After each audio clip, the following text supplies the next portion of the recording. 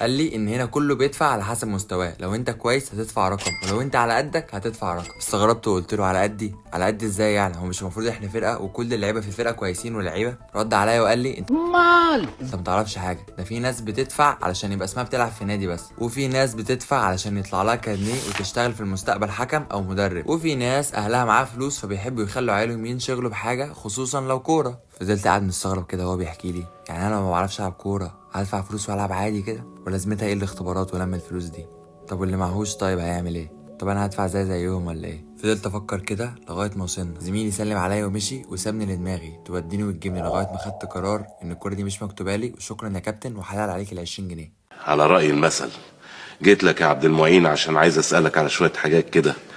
لقيتك يا عبد المعين انت اللي عايز تسألني على شوية حاجات كده. وارجع تاني تاني تاني تاني تاني تاني تاني تاني تاني تاني تاني تاني ونفس النقطة تاني تاني. يعدي اسبوع في التاني وما رحتش الفرقه، وتقريبا كده الكابتن نسيني.